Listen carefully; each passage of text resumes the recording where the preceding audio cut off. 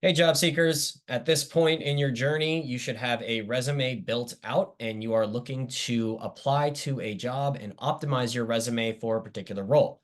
When it comes to job descriptions, you can copy and paste any job description and run it against a resume using a copy and paste function. If you are looking to eliminate the copy and paste function, check out our video on Jobscan's Google Chrome plugin. At this point, we are going to go over our power editing tool to guide us on how to optimize our resume for a particular role. So from our dashboard here, if we scroll down, we're going to find our resume box, and we can find our job description box right here, where again, we can utilize our copy and paste function. First and foremost, let's go ahead and upload a resume. You'll see here that I have a ton of different resumes within this system. You're going to start out with a blank profile. That's totally fine. Upload your resume in either a PDF or a .docx format. We always recommend the upload function versus the copy and paste of the resume. It comes through the system a lot cleaner and a lot crisper. One thing that you'll note here, like I said, I have tons of different resumes. However, the content within the resumes is the same. The education and the experience are all for my alias, Joe Jobscan. They're all the same. However, the way that I tailor them is what differs here. Some of them are marketed towards tech sales, inside sales, customer service, marketing, so on and so forth. So as you continue to build out different resumes for different industries, you can lower the time it takes to actually optimize each resume by not starting from scratch every time. So I'll go ahead and select our customer service base resume, the one that I've already created here, and I'm going to scan it against our customer service role here at Nike by pressing the power editing button. Then we're presented with Jobscan's power editing stage, where we can optimize this resume for the particular role. First and foremost, we're presented with a percentage match rate. We like to say that this percentage match rate roughly translates to your likelihood of passing through an ATS. In all reality, I know that, when it comes to students, they're very grade oriented, and we can see this as being somewhat discouraging. Never be discouraged by the match rate. Our objective here is to better our overall results. More than likely, we have the right education and right experience to obtain the role that we're aiming for. We just have the wrong terminology utilized in there. So as you can see here, we do suggest that 75 is the best score to aim for. 75 does yield the best results. However, I like to say that if you can increase your chances, if you start at like a 17 and you can get up to like a 60, you've essentially quadrupled your chances of passing through the ATS. Prior to being introduced or using JobScan, you were going to apply with that resume anyway, so let's just better our overall chances. So I'm at a 39 here. If I jump down to searchability, this is the first place that I want to input the information about this role. So updating the information here by putting in the company name, the job title, and then the job posting URL where I found that particular job. Update these settings, and JobScan will tell you which applicant tracking system is being utilized by that company. So you'll see here that Nike is utilizing Workday. Specifications on Workday will be provided within this ATS tip box. Here at JobScan, we conduct market research on upwards of like 70 ATSs that are out on the market. They're all different. They all have different, requirements and qualifications. So we want to understand what the best practices are to get through a particular ATS. For instance, does this ATS parse information? Is the recruiter going to receive my entire resume or just a quick portion of it? What sort of file types are accepted? Can it recognize different tenses or abbreviations? Let's check it out.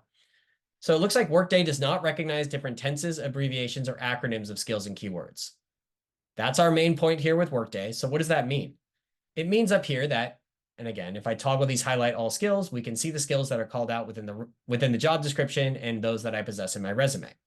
Back to the tenses of terminology here. So you can see that I have a pass in sports marketing. This is a hard skill that's called out in the resume. In the job description.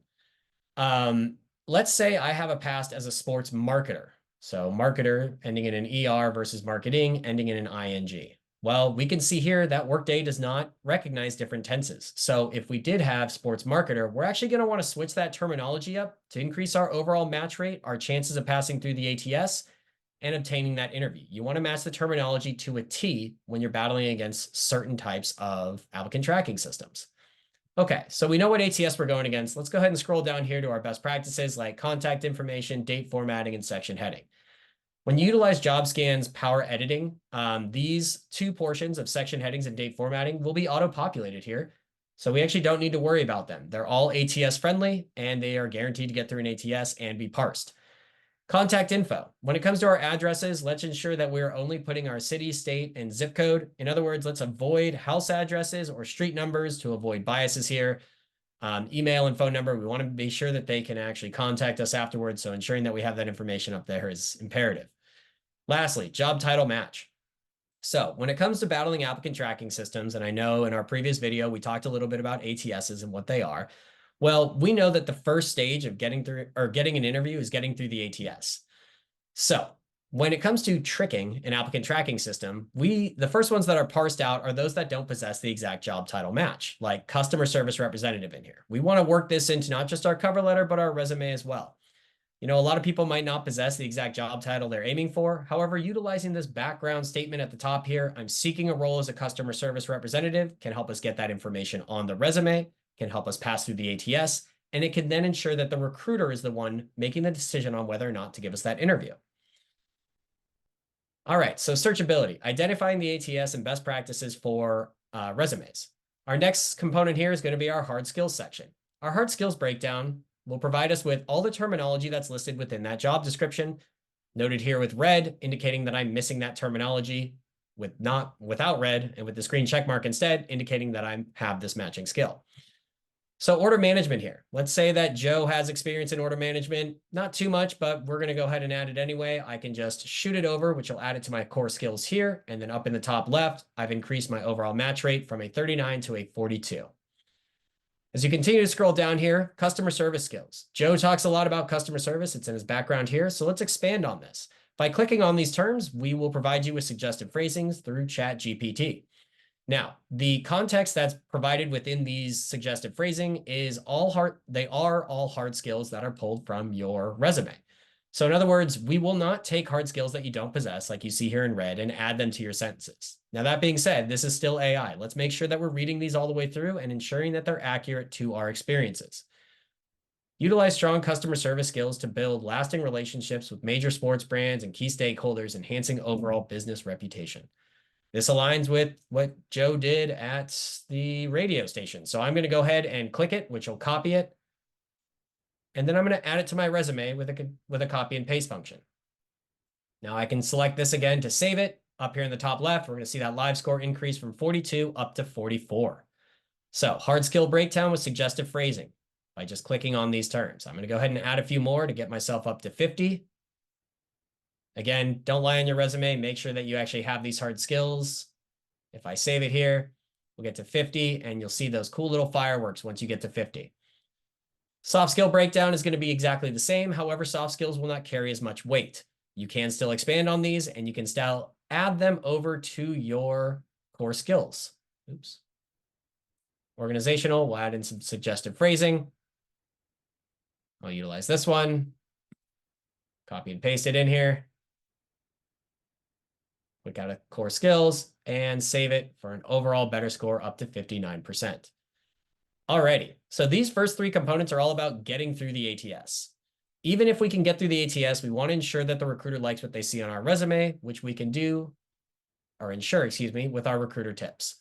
Recruiter tips will cover things like measurable results. If you're working with a career coach or a recruiter even, they're going to tell you how much they love measurable results. These are numerical values behind our experiences. Things like I hired on 5 people, drove revenue up 20% year over year. They're very impactful statements. We suggest to include at least 5 within your resume. However, we know that not everybody's going to have 5 measurable results. If you add in measurable results, it is what a recruiter wants to see, but it will not affect your overall match rate here. In fact, nothing within the recruiter tips section will affect your match rate. These are all suggestions and best practices here. So things like layout, which can differ depending on the job description you're aiming for. Same thing with word count. They're subject to change because, some resumes are supposed to be 1 page. If you're aiming for like an entry-level job, if you're aiming for like the CEO of a company, then you're going to want to likely have more than 1 page there. So for specifications on this job level, it looks like our recruiter suggests that our bullet points should be 40 words and our paragraph should be 40 words or less. You can see here that I have two paragraphs here that exceed 40 words. You don't have to change them, but we suggest that you do. Words to avoid is our ever-growing list of terminology that is basic or recruiters are just sick of seeing it. I know that the word passionate is now flagged on here, so let's go ahead and put in the word passionate. Down here, we're going to see that the word passionate has been flagged. We can go ahead and highlight it. According to our recruiters, they don't want to see that anymore. However, you'll note that my match rate has not changed. I am still at a 59%. So it is just a suggestion. I can go ahead and remove it though, which will give me that green check mark. Oops, if I click out, it'll give me that green check mark here, and I can continue on my way. So recruiter tips. Our next component is going to be formatting. Like I said, if you utilize Jobscan's Power Editing, formatting will auto-populate. So we will ensure that your resume is consisting of readable font color, readable font size. There's no images, no special characters, no tables, headers, footers, so on and so forth. Got green check marks across the board. You can still run non-ATS friendly resumes in this system and be graded on them as well. The grading portion here is based specifically on content, not formatting, and not best practices. So it's just about the content within your resume here. Alrighty, so that's all within the reporting stage. Additionally, if we want to add in more information, maybe about courses that we took, awards that we got, certifications, publications, whatever it might be, we can add them under our editor tab. You can add in things like adding awards or adding more work experiences, whatever it might be. Lastly comes style. Jobscan has 9 guaranteed ATS-friendly resume templates for you to choose from, all of which come in 4 different colors. All of these resumes are guaranteed to get through an applicant tracking system. So you can utilize whichever one you want by selecting it and toggling through, like so, until you find one you like. Alrighty, so now we have a resume in place, and this is optimized for customer service within shoe retail at Nike. If I come up here to the star button, I can then save this resume as customer service, shoe retail, which will then add this optimized resume to my dashboard. So let's say I find another job at like Adidas or Puma or somewhere else within the shoe retail market. That's a customer service job. I don't have to start with that initial resume. I have one that's already worked out for this org, and I can then update the terminology in there because every company might use a different ATS. They might use different terminology to describe their positions. I want to optimize every single resume to every single role. Alrighty. With that, I believe that we are good to go. As you continue to add to your resume, again, just bettering your overall chances here. You can then move it over to track, where you can track where you are in the job search process. Check out our next video on Jobscan's Job Tracker to see how to do that. The last component here is that you can always download your resume. You don't apply on Jobscan, so you'll need to download it. You can download to a PDF doc or a .docx. Thank you very much for your time. Good luck in your job search.